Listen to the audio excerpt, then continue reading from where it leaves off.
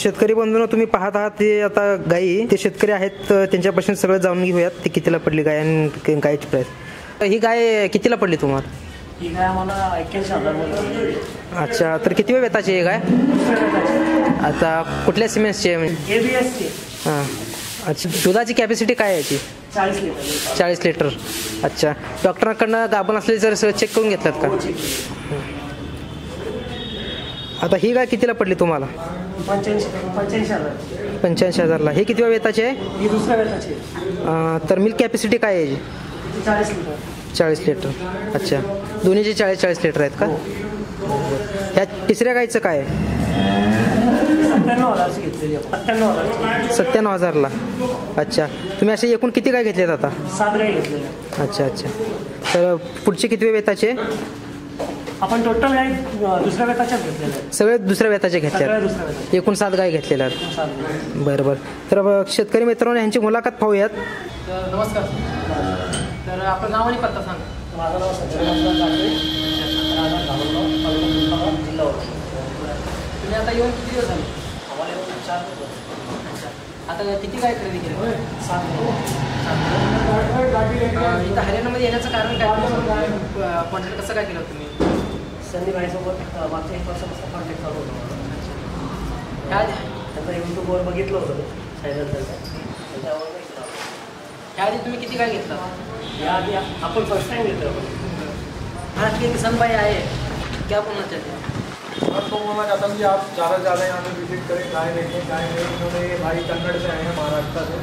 इन्होंने हमारी 7 गाय दिया है. 7 गाय सबसे बड़ी गाय आप देख सकते हैं. 3-4 गाय तो ऐसे जो 40-40 लीटर प्लस वाली गाय दी है इन्होंने. कुछ 25-30 लीटर वाली गाय अच्छे रेट में इन्होंने दिया है, बहुत कम दामों में. आप इनसे दाम पूछ सकते हो कितने की गाय दी है, इनको यहाँ पे कैसा लगा है, यहाँ पे आने से कैसा इनके साथ व्यवहार भाव सब पूछ सकते हो.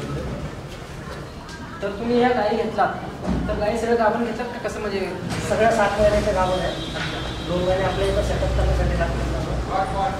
गाभण आहेत म्हणून तुम्ही डॉक्टरांनी येऊन चेक केलात का? चेक करून इथं डॉक्टर बोलून त्यांच्याकडनं हे तसे देतच नाही आपल्याला.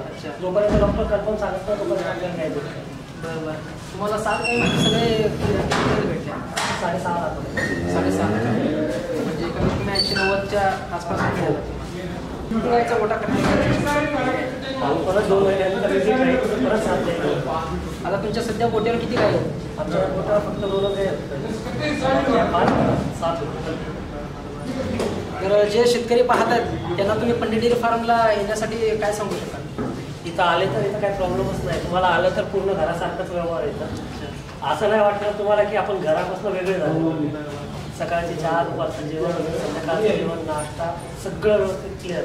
तर तुम्ही इथं आल्यानंतर जे गाय घेतलात तर ह्यांच्या फार्मवरनं घेतलात का सगळं, म्हणजे बाहेरच्या शेतकऱ्याकडनं पण घेतलं? यांच्या फार्मवरून आपण फार्म घेतलेले आहे. 2 बाहेर घेतले. शेवटचा सल्ला तुम्ही शेतकऱ्यांना काय सांगू शकता? सर्वांनी पंडित डेअरी फार्मला यावं, इथनं गाय सिलेक्ट करायला व घ्यावं. कारण की इथं कुठल्याही प्रकारची फसवाफसवी होत नाही आणि कुठल्या प्रकारची होत नाही. काका, तुम्हाला कसं वाटलं गाय? चांगले वाटले मला. अच्छा, तुम्ही सगळे एकत्रच आहेत कधी? हो, वडील आहेत. शेतकरी बंधूंना तुम्हाला जर कसा वाटला व्हिडिओ कमेंटमध्ये कळवा. या घेतलेल्या गायींचा लोडिंगचा व्हिडिओ लगेच तुम्हाला बघायला मिळणार आहे. तर धन्यवाद. तर शेतकरी बंधूंनो, बघू शकता तुम्ही, तर लोडिंगला गाडी तर आणलेला आहे.